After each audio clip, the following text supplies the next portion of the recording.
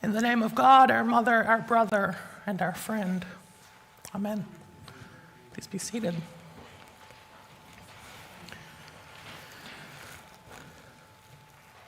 I think we all probably have at least one or two friends who's, what a terrible way to start. There's a qualifier to that sentence. We all probably have one or two friends whose storytelling ability verges on fanciful, if not completely hyperbolic. Occasionally, as they tell us a story, and as we listen to that story, we start to think to ourselves, oh, come on. And as the details start to fit together to paint a pretty grandiose scene, we look at that person as if they're just starting to lie. There's just too many things that seem unlikely about this story. Or at the very least, we can't suspend our judgment long enough to make sense of the truth in the story that exists under this person's retelling of it.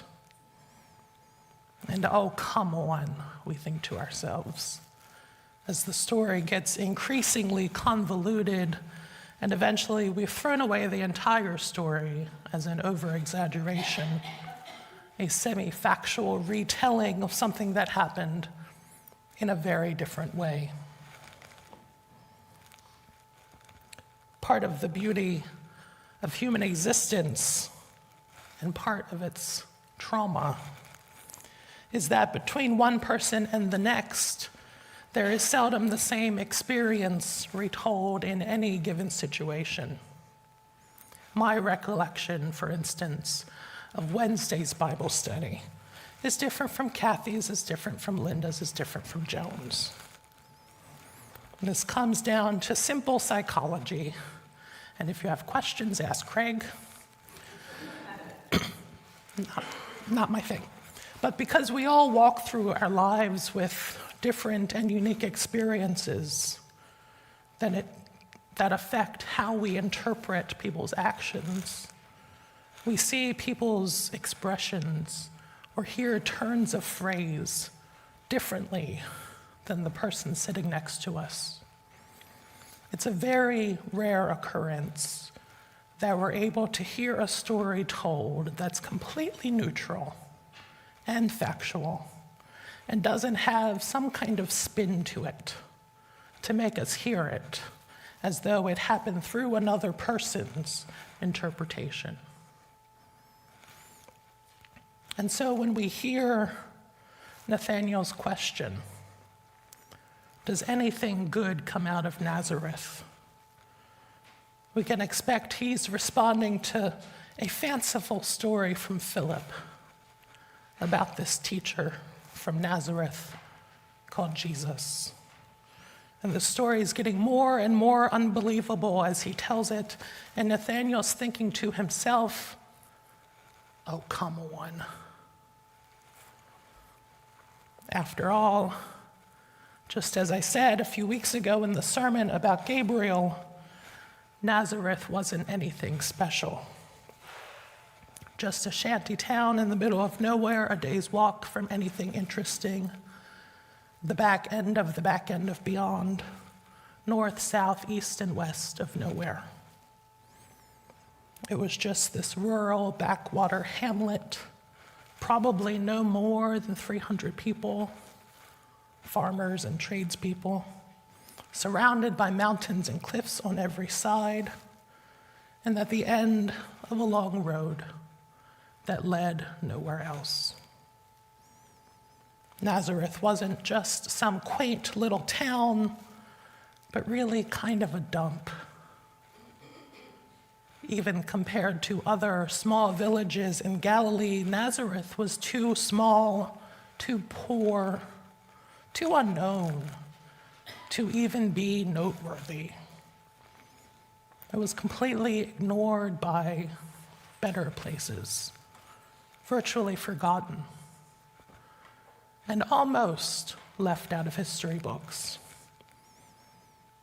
Think even today, Nazareth is basically known for one thing.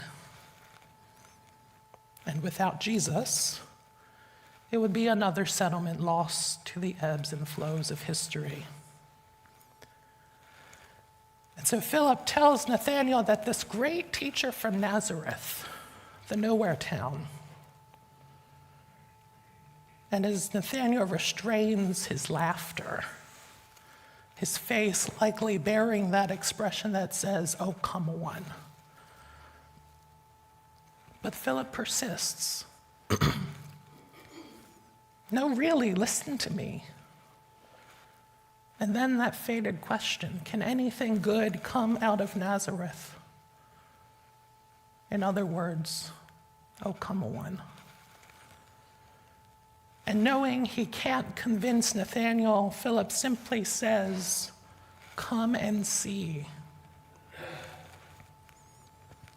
Now, if someone had told you that the greatest prophet ever to live had been discovered in Bradford, Catherine, Savona, what would your response be? Oh, come on. But they were so convinced of what they were saying. This friend of yours really pushing home this argument. No matter how many times you said, "Oh, come on," they still leaned in with that "come and see." Would you believe them? Would you take them up on that offer?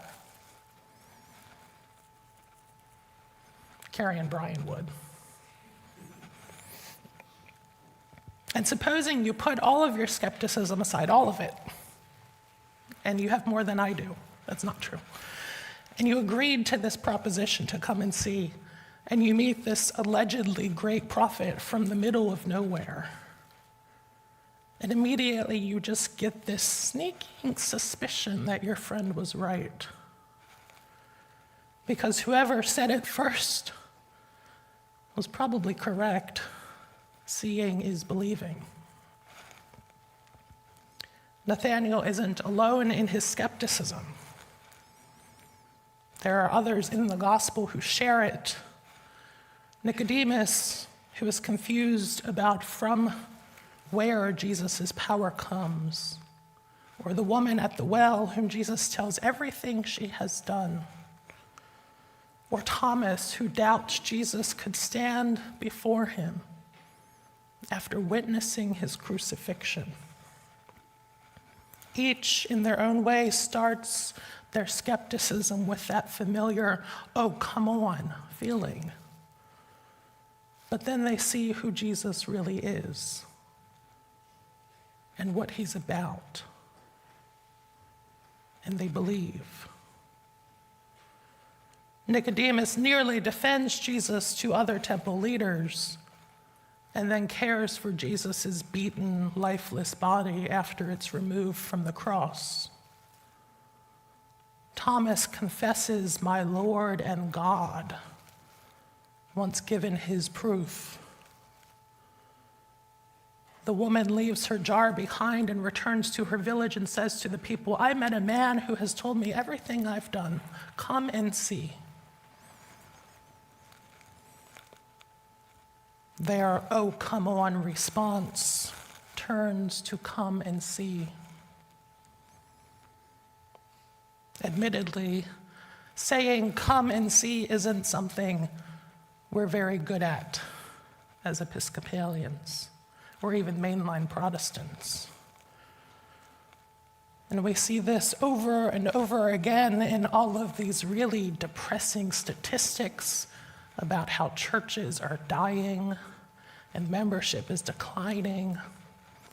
People don't attend church anymore. People aren't interested in church because they do other things on Sunday. People have to go to football games. You're here. It got snowed out, I guess. And all of these other excuses that we make to make ourselves feel better about having fewer and fewer people in the pews.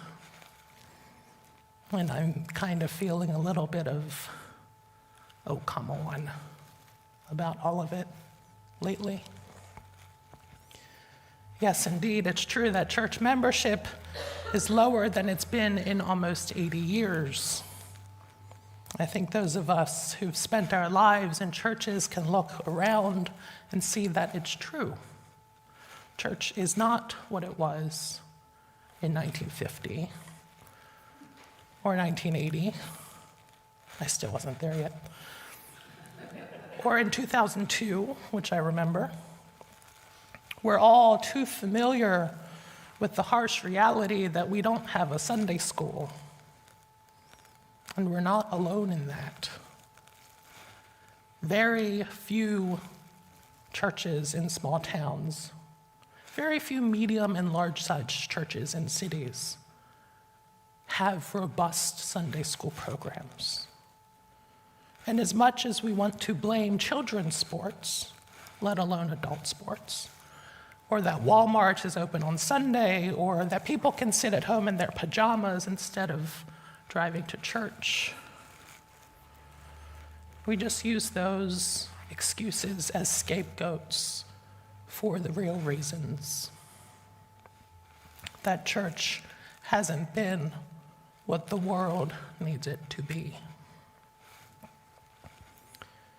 And in part, the church has an optics problem. When a lot of folks think about church, they don't equate it with something positive. And that's fed by what they see on the news about child pedophilia scandals, the levels of obvious hypocrisy and moral failure that many churchgoers engage in, and the hatred spread by religious leaders, not just around the country, but around the world. And then the icing on the cake is that churches just aren't relevant for many people anymore. Churches are no longer places where lonely people go to make friends. They're not places that are welcoming, even when they think they are. They're not places that keep their congregations curious or interested, or that relate the news of the gospel to the New York Times. They're not places that reflect Jesus' loving, liberating, life-giving teachings and message and enact service in their communities. You can go online and find lists of why people don't go to church. Church is boring. They only want your money. They only preach hell and damnation. I don't trust the pastors. They don't do anything for their community. It's too political, or not political enough. No one knows my name. Worship lasts too long. It feels like jail. They only care about the numbers. Oh, come on. Church? Not for me. Can anything good come out of church? And considering any one of these reasons, do you hear what I hear? That church isn't meeting people's needs. Have you had that experience? You don't have to raise your hands. Have you had that experience here?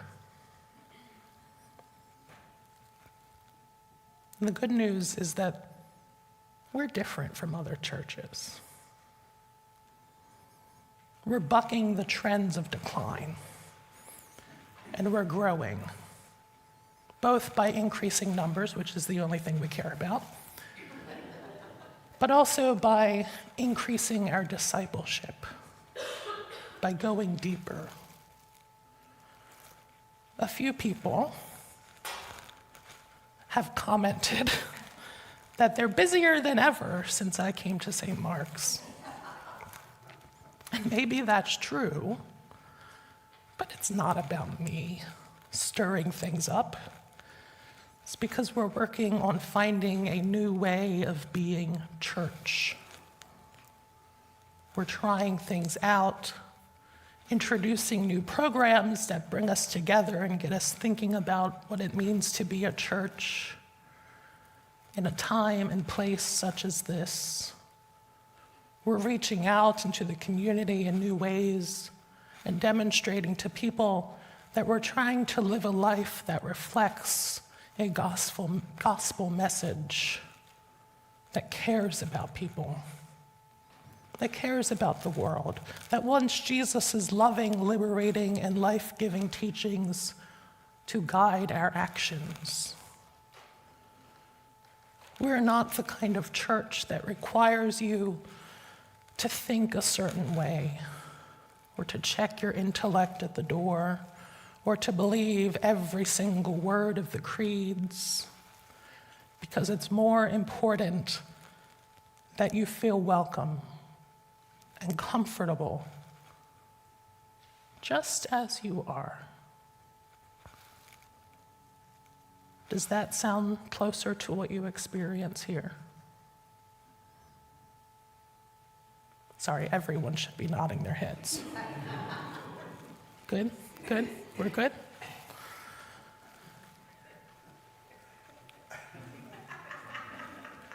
Then what would it take for you to say to a neighbor, "Come and see"? And maybe they don't want to come to church on Sunday morning because it's at 9 o'clock and it's still church. Or maybe they'd rather come to Bible study or join us in a discussion group. Maybe they'd like to get to know people at Stone Soup Supper, which is today. Maybe they want to help with the sharing shed or at the nursing homes, because there's a place for them in this community, even if it means they might not be here for worship. And maybe all it takes is for you to say to someone, "Come and see." It's worth a try. Amen.